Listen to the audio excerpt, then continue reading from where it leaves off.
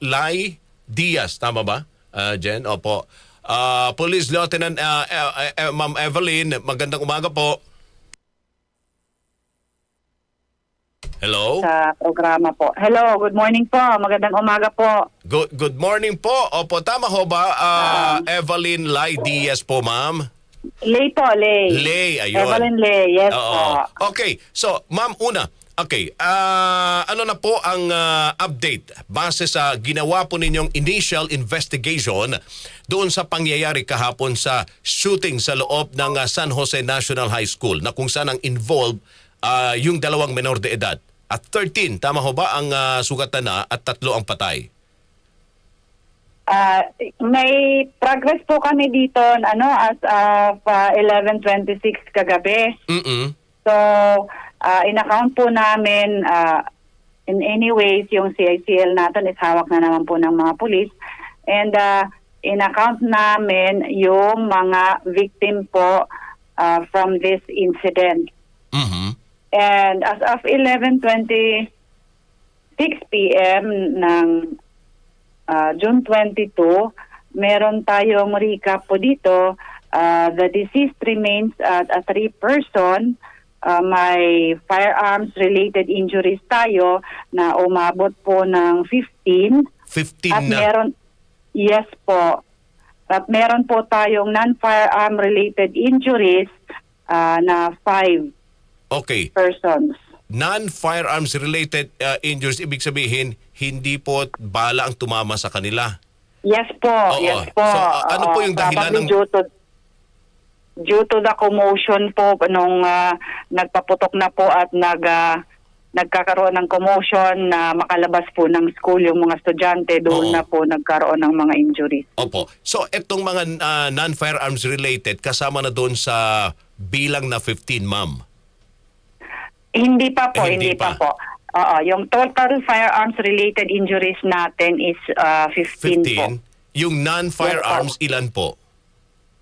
5 po. 5. Okay. Yes po. Oo. Ma'am, okay. Base sa ginawa pong investigasyon ninyo, kaugnay dun sa pangyayari, paano ho nag-umpisa? Okay. Paano ho nakapasok at nag-umpisang mamaril itong dalawang suspect, ma'am?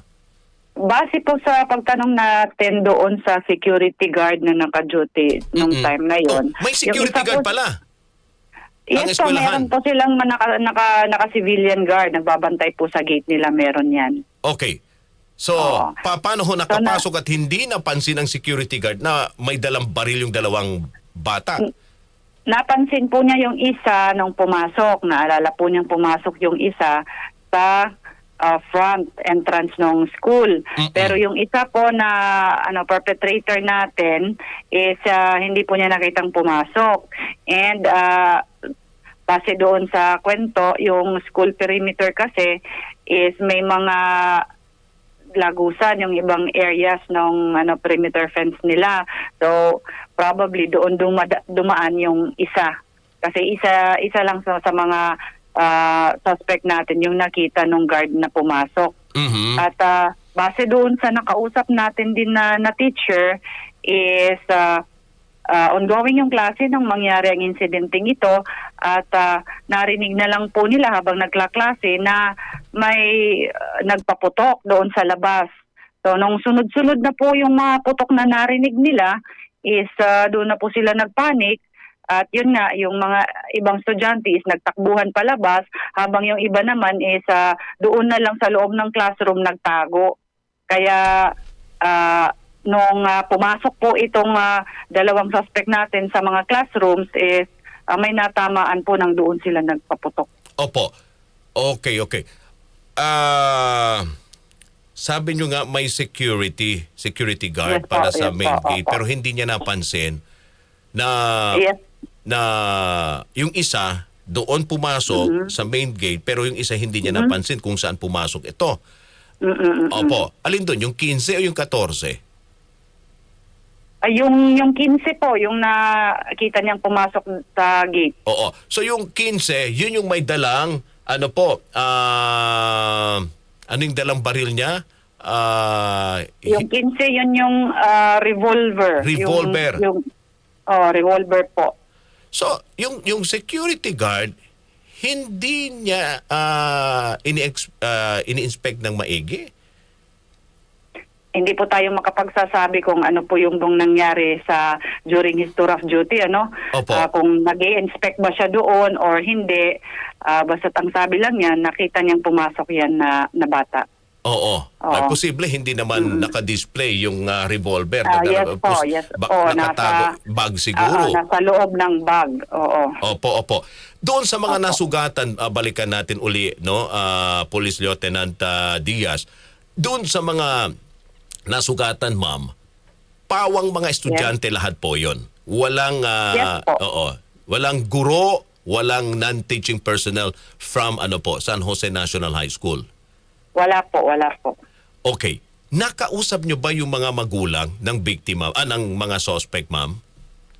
Hindi po natin makakausap yung mga magulang ng biktima, kasi during the time of incident is nagtakbuhan po ito at nang medyo humupa na po is dinala agad itong mga victim natin sa iba't ibang hospitals. Mhm. So ang mga kamag-anak po nito, ang parent is dumiretso na po doon sa hospital para maasikaso po yung mga anak nila. Tayo naman po is na po din tayo sa sa insidente is nandun po tayo sa police station, pumunta tayo ng school, yung mga parents ng biktima, yung mga biktima is nandun na po sa hospital, agad pong dinala doon. However, nung nagkaroon po tayo ng oras is yung nasa sa ACE, which is yun yung naging critical, is pinuntahan po natin para makumusta po natin yung kalagayan niya at nandun naman po ang ina ng bata, nagbabantay po sa kanya. Okay. Kaugnay naman dito sa mga baril na dala-dala nitong mga suspect, lumalabas po sa investigasyon na yung isa, ang pagmamay-ari ay ng tiyahin na isang polis.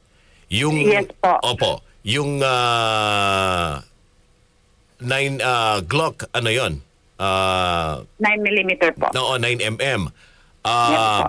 Yung isa naman ay lumalabas ang pagmamay-ari ng isang security agency. Opo. Yes po. Security. Ang tanong ngayon dyan, paano nila nakuha yun? Paano napunta sa kanila dito sa dalawang suspect na menor de edad, ma'am? Alam naman po natin nung nagkakalat sa media ay yung atin pong isa is pamangkin ng isang PNP personnel natin. Opo. So sila po ay nakatira sa isang compound. Mhm. Isang compound po sila, so ibig sabihin magkalapit po yung bahay nila nung bata at nung tiyahin niya. Mhm. So, posible kinuha niya kinuha ito po ng na bata. walang alam. Walang paalam. Yes po. Okay. Yes po, ganun po. Yung isa Tapos, naman, Yung isa po is sa most probable nito is hindi tayo sure, Opo. Pero siguro sa father nung biktima. sa father ng pero suspect.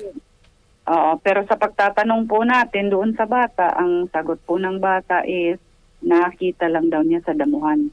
Saan po? Sa damuhan. Sa damuhan. Yes po, nakita lang daw niya sa damuhan. Ay, baka nagsisinungaling lang siguro, hindi nagsasabi ng totoo hindi. kasi So ang paano ating naman PNP is magkakandak lang din po ng independent investigation para po matukoy talaga, at ito nga natukoy natin kung saan galing yan na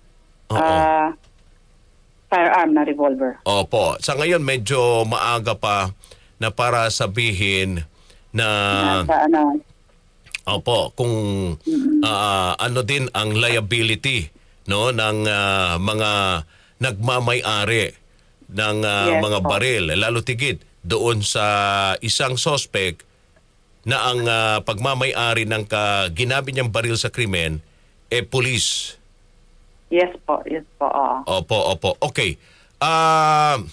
Ngayon ang ano din tumatagbog din sa utak ng mga kababayan natin, lalo't higit ng mga pamilya na namatay, no?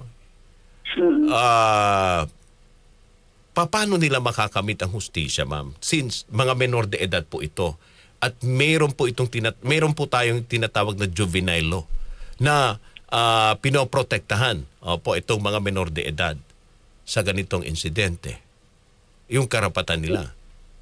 Yes po, continuous din naman po ang investigation ng kapulisan. May batas po nga po tayo, pero in coordination with the City Social Welfare is titingnan po natin kung ano po ang magagawa natin bilang ahensya ng pamahalaan para mabigyan po ng hustisya itong mga biktima natin despite having the law of juvenile justice system na siya po nating ipapatupad sa mga batang ito. Titingnan po natin dito pero hindi po pwedeng wala lang mangyari po dito i-coordinate po natin sa mga ahensya ng gobyerno kung ano po ang pwedeng magawa natin dito na para mabigyan ng hustisya itong mga biktima po natin. Pero as of now is marami naman po ang pledge ng tulong para po siyempre po sa mga gastusin sa pagpapahospital ng mga victims natin.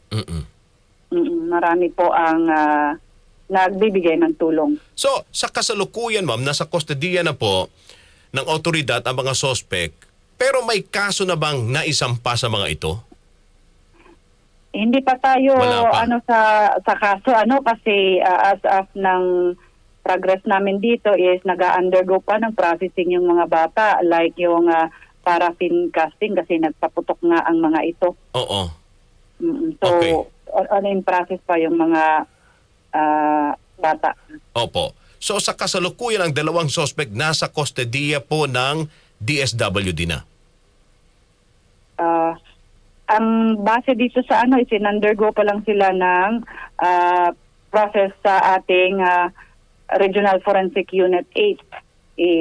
Tatanong natin sa kapulisan kung ito ba ay na-turn over na sa DSWD kasi as of dito sa report na ipinasa nila is pinoproseso pa yung mga bata.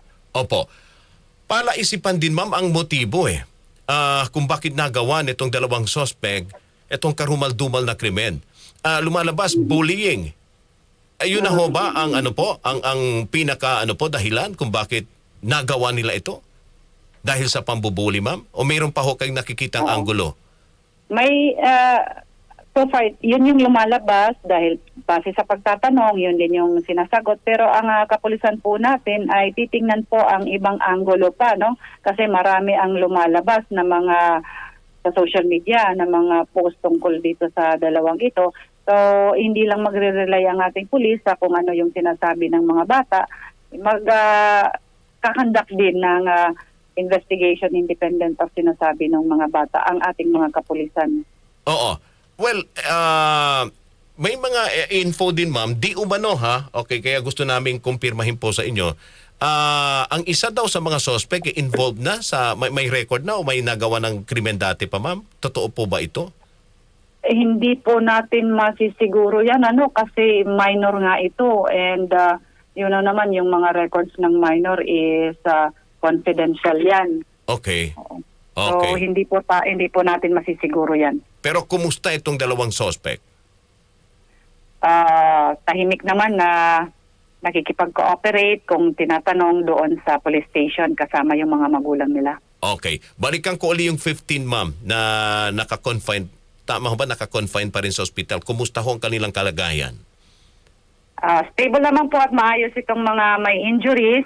Maliban na lang po sa isa na nandun po sa ICU. Opo. Paano po kapag ang pamilya ay willing magsampa ng kaso? Ay tulutan naman po magsampa ang mga pamilya ng biktima. Karapatan naman po ng mga parents ng mga biktima natin na magsampa ng kaso sa mga batang ito. Alright. Okay. Police Lieutenant Evelyn Ley Diaz, ma'am, maraming salamat po sa inyong oras, pag-update po kaugnay sa insidente kahapon dyan sa may San Jose National High School sa Tagloban. Thank you po. Thank you din po. Good morning. Good morning. Public Information Officer Tagloban